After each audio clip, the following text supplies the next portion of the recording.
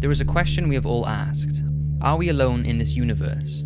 Well, despite our ever-increasing technology and knowledge, we do not have a definitive answer to that question. Now, there are two very strong and popular signs of believed alien life, and that is the wow signal and the black knight, but I have already mentioned those in previous videos, so here are 5 of what people say prove or strongly suggest that we humans are not alone.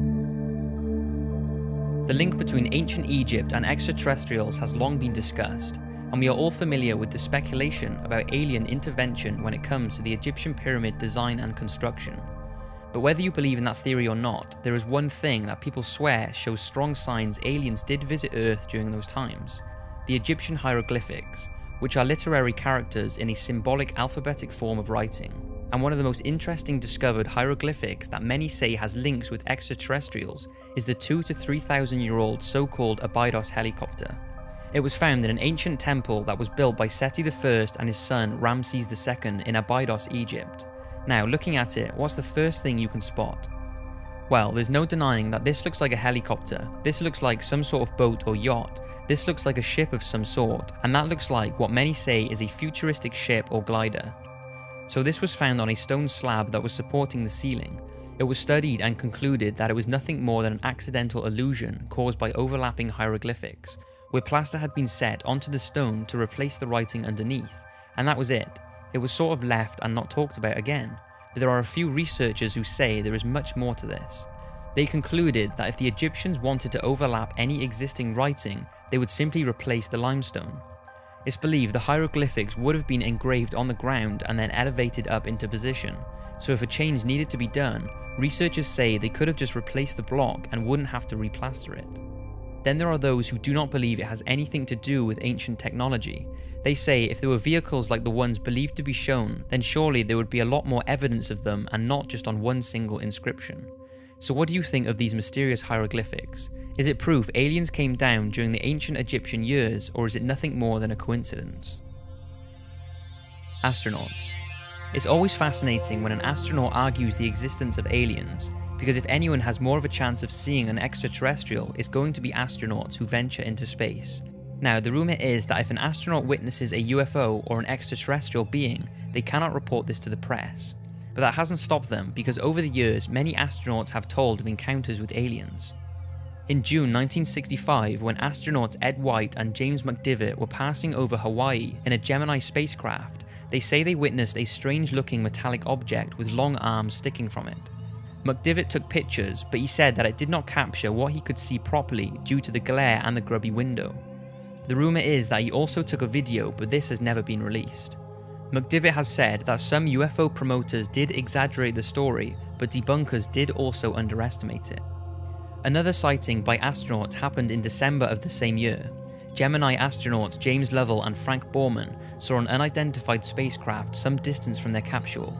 The Gemini Control Center told him that he was seeing the final stage of their own booster rocket, but Frank confirmed that he could see the booster rocket and the unidentified object was something completely different, but what exactly it was is a mystery. Now, whether you believe Buzz Aldrin and Neil Armstrong's moon landing was a hoax or not, they both apparently reported that aliens have a base on the moon and were told to get off and stay off. According to unconfirmed reports, both Neil and Buzz saw UFOs shortly after landing on the moon on the 21st of July 1969. According to former NASA employee Otto Binder, unnamed radio hams with their own VHF receiving facilities that bypassed NASA's broadcasting outlets picked up the following exchanges. What was it? What the hell was it? That's all I want to know. What's there? These babies are huge, sir, enormous. Oh my god, you wouldn't believe it. I'm telling you, there are other spacecraft out there, lined up on the far side of the crater edge. They're on the moon watching us. According to former naval officer and Russian UFO researcher, Neil Armstrong relayed the message to Mission Control that 2 large mysterious objects were watching them after having landed, but the message was censored and never heard by the watching public. NASA's cover-ups. The fact that NASA conceal information from the public has led many to believe that they are aware of the existence of alien life. And one of the most talked about cases of a NASA cover-up comes from Dr. Edgar Mitchell. He was part of the Apollo 14 space mission in 1971, and during his 2 lunar missions, he spent 33 hours on the moon. Dr. Mitchell said that he was aware of several UFO visits during his career, but each one had been covered up. He said that workers at the space agency had described aliens as little people who look strange to us. Dr. Mitchell stated that their technology is far more sophisticated than ours, and if they were hostile, we would be gone by now. He is also told that the believed Roswell alien crash of 1947 was real, and the reason it was covered up was because the US did not want the Soviet to know of the craft's technology, and they did not know if the apparent alien being was hostile or not. Apparently, officials from NASA have commented on Dr. Mitchell's statements by saying, NASA does not track UFOs and is not involved in any sort of cover-up about alien life on this planet or anywhere in the universe. Dr. Mitchell is a great American, but we do not share his opinions on this issue. But Edgar continues to claim that aliens and alien craft are real and is positive that we are being watched right now. Another thing people more recently have pointed out is the International Space Station's HD live feed is often cut when objects are seen in space. In 2014, NASA allegedly cut the live feed coming from the Earth viewing cameras mounted on the space station just when a mysterious UFO appeared to hover over the Earth. UFO watchers claim that the drop-off in the live feeds as soon as a UFO comes into view is an obvious and deliberate attempt to hide what they believe are regular sightings of alien spacecrafts observing Earth. Some say this is the moon or a lens flare, and others believe it's an alien craft. Also, UFO watcher Toby Lund apparently spotted a UFO on the live stream outside the space station before the stream was interrupted for around 15 seconds. Needless to say, it's certainly strange that NASA cut the video when things like this happen. Maybe it's just a coincidence due to them experiencing technical difficulties, or maybe they know something that we don't. The size of our universe. Now, even those who do not believe in the UFO or alien photos and videos going around, there are many that say, due to the sheer magnitude of the universe, it's impossible for there not to be another life form. To understand why people say alien life must be out there, you must first realize how big the universe is. It's believed that the diameter of the observable universe is around 28 billion parsecs, which is around 93 billion light years. Now, a single light year is just under 6 trillion miles, which is a ridiculous number. So 6 trillion times 93 billion. And don't forget, that is just what we can observe. And it's not that we don't have the technology to observe any further, it's just that light from other objects hasn't had enough time to reach Earth since the beginning of the cosmological expansion.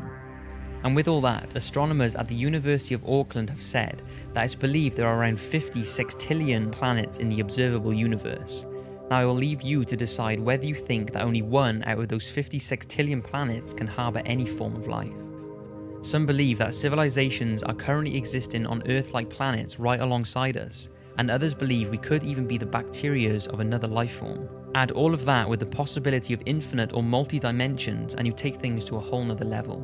Whether you believe in any of those theories or not, there is absolutely no denying that the universe is incredible and has left us with many unanswered questions. The Men in Black. Now, although this sort of ties in with the thought that NASA are covering things up, the Men in Black deserve a talk on their own. The Men in Black are thought to be government agents who harass or threaten UFO and alien witnesses to keep them quiet about what they have seen. Over the years, there have been many myths flying around about them, and whether they exist or not is still a mystery. But if they do, then many say it proves that there is something out there that the government do not want us to know about. Now, whether their existence can be confirmed, there are tons of reports of people believing they have had encounters with them, like the one told by Dr. Herbert Hopkins, a respected family physician from Old Orchard Beach, Maine, who was studying a UFO case in September 1976, when the phone rang and a man identified himself as a representative of a New Jersey UFO organization. The man asked him if he could come to the doctor's house to talk to him about the UFO case. He said that he could come around, and after the call ended, Herbert got up from his chair to turn on the lights, and the man was already in his house walking up the stairs. Hopkins was so shocked at how he was in the house without knocking in such a short amount of time, and was even more shocked at the man's strange appearance. He said in an interview he wore a neatly tailored black suit, black shoes, black socks, a white shirt with black tie, and a black hat. He also told reporters that the man was as bald as an egg, and had no eyebrows or eyelashes. Herbert said he could tell the man was wearing lipstick, as when he wiped his mouth with the back of his glove, his lips were smeared and there was red lipstick on his glove. His voice was apparently passive, as if it was a machine, and they began talking about the UFO case when this strange man ordered Herbert to destroy all the evidence he had gathered about the case. He apparently got to his feet and said very slowly, "My energy is running low, must go now, goodbye," before steadily walking down the stairs and disappearing. Dr. Hopkins was left terrified and has no idea what happened that night. Another very unique case started on the 14th of October 2009, when two witnesses believed they saw a triangular unknown aerial object outside of a hotel, and a UFO case file was opened. Then, several weeks later, two unidentified men in black visited the same hotel looking for the two witnesses who saw this UFO. The two witnesses were not there at the time, so the men in black harassed the hotel staff for approximately 30 minutes before leaving. Those who spoke to the men said they were completely bald with no eyebrows or eyelashes. They apparently had relatively big, strange eyes and did not blink once whilst talking. Now, there is no real proof whether or not the video footage and reports are a hoax, or whether it really did happen and the men in black are out there trying to keep us from knowing too much.